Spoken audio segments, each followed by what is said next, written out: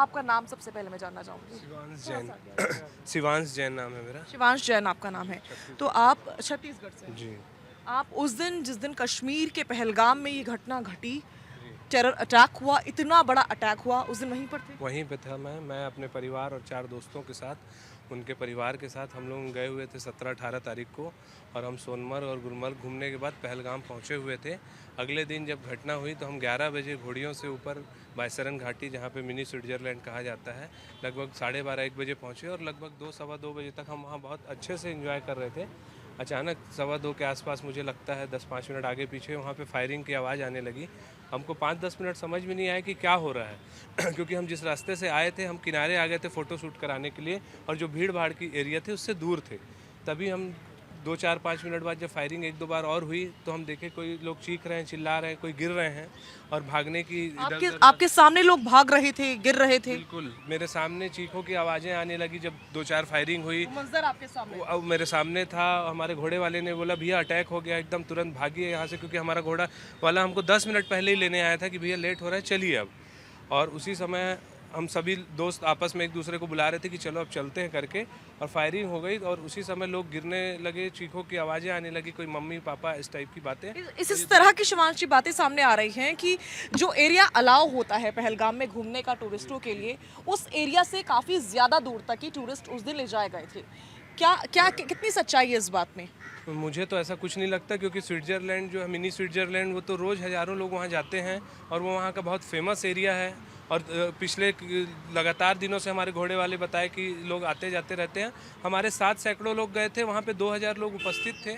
तो ये मुझे तो नहीं लगता कि ऐसा कुछ था कि वहाँ तक नहीं जाने वाले थे, क्योंकि वहाँ तो बहुत ज़्यादा भीड़ थी, और एक्टिविटी वगैरह हो रही थी, जिप लाइन और बहुत सारी चीज़ें हो रही थी। और मेरे दोस्त भी जो पहले गए हैं, लगातार हमने उनके फ़ोटो वीडियो पिछले 2-3 साल में कई बार देखे हैं कि लोग वहाँ पे जाते रहते हैं। इतने सालों में एक डर खत्म सा हो गया था, ऐसा नहीं लग रहा था कि इस प्रकार की कोई घटना होगी, लेकिन ऐसा होना सभी के लिए बहुत बड़ी बात है। और मैं बार बार कह रही हूँ कि यह जख्म मुझे लगता नहीं है कि लंबे समय तक भरेंगे, और कश्मीर अब एक बार फिर से उस तरीके से गुलजार नजर आने वाला है। शायद उस पर वक्त लग जाएगा कि इस प्रकार की घटना हो सकती है। जरा भी अंदेशा था? बिल्कुल नहीं था। मैं अपने बच्चे के साथ, मेरा बच्चा बहुत देर तक दूर बैठा था, गोल गोल राउंड लगा रहा था। मेरे पास वीडियो उपलब्ध है। मेरे जो मित्र थे उनके 2-2 3-3 साल के बच्चे थे। अगर हमको तनिक भी पता होता कि वहाँ ऐसा कुछ हो सकता तो हम मरने के लिए या ऐसी स्थिति में अपने परिवार को डालने के लिए बीवी बच्चों के साथ जाते ही क्यों? बिल्कुल हमको ऐसा अंदेशा। इस प्रकार की बातें सामने आ रही हैं, और ये तो खुद ही प्रत्यक्षदर्शी हैं जिन्होंने अपनी निगाहों से सब कुछ देखा, वो मंजर देखा कि किस तरीके से टेरर अटैक होता है, लोग गिर पड़ते हैं, भागते हैं, दौड़ते हैं, अपनी जिंदगी की भीख मांगते हैं, लेकिन उनको बख्शा नहीं जाता। बहुत तकलीफदेह घटना है ये। आंखों में आंसू हैं और जज्बात इस समय उमड़ उमड़ कर, इस समय पूरे देशवासी गुस्से में नजर आ रहे हैं, शब्द कम पड़ गए हैं। ये वो घटना है। इंतजार है तो सरकार क्या एक्शन लेती है उसका। मैं डिबेट की शुरुआत करूंगी। सभी का तारुफ करवा दिया है और कश्मीरी एक्टिविस्ट हमारे साथ मौजूद हैं। आप ही के साथ मैं शुरुआत करने चाह रही हूँ। कश्मीर के हालात पर मुझे लगता है कि सबसे ज़्यादा नज़र आप लोग की रहती है, और आपने देखा है बारीकी से कश्मीर को, पहले की कश्मीर को भी और आज के कश्मीर को। कहा जा रहा था इस घटना से पहले तक कि अब कश्मीर बदल चुका है, अब बेखौफ होकर आप घाटी में जा सकते हैं, क्योंकि घाटी में तो अब तिरंगा लहराया जाता है। बेशक ऐसा होता था, लेकिन इस प्रकार की घटना होना क्या बताता है? देखिए 1999 में 1989 में मैं खुद वहाँ से निकला, और 90 में नरसंहार हुआ। 90 के बाद 10 साल के बाद 99 में हमने खुद जाना शुरू किया। वहाँ पे जाते अपने काम से थे। ग्रेजुअली चीज़ें इम्प्रूव हो रही थी, और होते होते लगता नहीं था कि बस अब 2019 के बाद या 14 के बाद भी चीज़ें इम्प्रूव होनी शुरू हो गई थी। लेकिन ये अंदेशा नहीं था।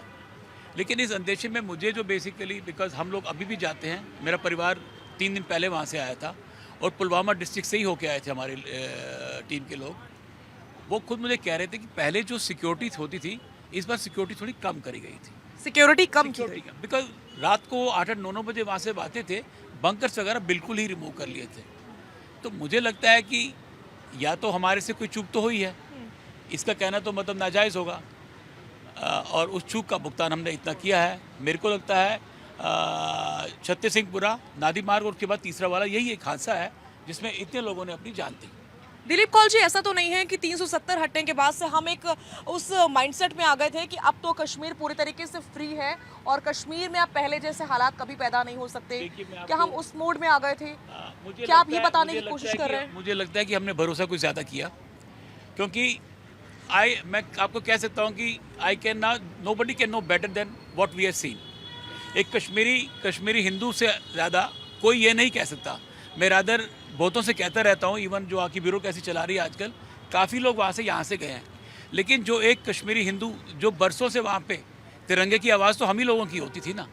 14 अगस्त को हमारे घरों पर ही पत्थर पड़ा करते थे, क्रिकेट मैच के बाद हमारे घरों पर ही पत्थर आते थे। तो मेरे को लगता है कि गैप रहा है इन्फॉर्मेशन का between new Delhi and Kashmir, लेकिन इस चीज़ की उम्मीद नहीं थी, क्योंकि मैंने लोगों को 2090 के बाद दोबारा देखना शुरू किया तो बदलाव था। अब लोगों का था कि भाई क्योंकि उसका कारण ये भी हो सकता है कि पाकिस्तान बिल्कुल ऑलमोस्ट ख़त्म हो चुका है, तो लोगों का भारत की तरफ तवज्जो था और वो इसको अब ये लग रहा था कि इनके पास तो पैसे बचे नहीं है, जगह जगह जाकर के भीख मांग रहे हैं। लोगों का एटीट्यूड भारत सरकार की तरफ बढ़ गया था और वो कहते थे कि हमें क्या लेना इन सब चीज़ों से, लेकिन ये हादसा देख के भरोसा हट जाता है। लेकिन ये एक बड़ी दर्दनाक चीज़ है जिसके तो मतलब शब्द ही नहीं है बयान करने के लिए। ठीक है, ये चिंताजनक विषय है कि आखिर हुआ क्या, और इस बिंदु पर मैथिल जी बहुत ज़्यादा गौर करने की ज़रूरत है कि आखिर ये हालात हुए तो हुए कैसे? घटना हो गई, अटैक हो गया, जो हुआ वो नहीं होना चाहिए था, लेकिन अब जो हो चुका है उसके कारणों पर जाना ही पड़ेगा। हमें समझना ही पड़ेगा कि आखिर अगर चूक है भी तो कैसे है, क्यों है, क्या हुआ था।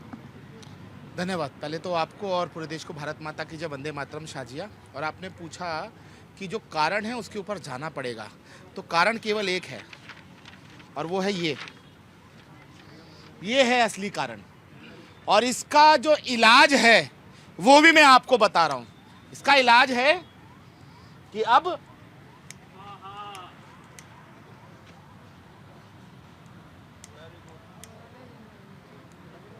आग लगा दी जाए, स्वाहा होगा। अब डेमोग्राफी चेंज होगी, इस पाकिस्तान का बिल्कुल भूगोल बदला जाएगा। एक एक मृत्यु जो हमारे नागरिकों की हुई है उसको बदला लिया जाएगा मोदी जी द्वारा। ये इस तरह स्वाहा होगा और कोई चांस नहीं है और कोई ऑप्शन नहीं है। अब पाकिस्तान का भूगोल बदलने का समय आ गया है। और एक बात और बता दूं कि जो पाकिस्तान की अवैध औलाद हिंदुस्तान में है, अब उनका भी इलाज करने का समय आ गया है। जिसके मुंह से पाकिस्तान के प्रति अपशब्द ना निकले, कटु शब्द ना निकले, उनको अपना डीएनए टेस्ट कराना चाहिए, पहली चीज। दूसरी चीज मैं कहना चाहता हूं, अभी आपने देखा मणिशंकर अय्यर, कांग्रेस के बड़े नेता, राहुल गांधी के बहुत करीबी, कह रहे थे ये जो सिंधु जल संधि है ये 4 बार हमने युद्ध कर लिया पाकिस्तान के संग, उसके बाद भी खत्म नहीं हुई। आज हम इसको खत्म कर रहे हैं। अंतरराष्ट्रीय बिरादरी में हमारा क्या मैसेज जाएगा? शाजिया, इन लोगों से निपटने का समय है।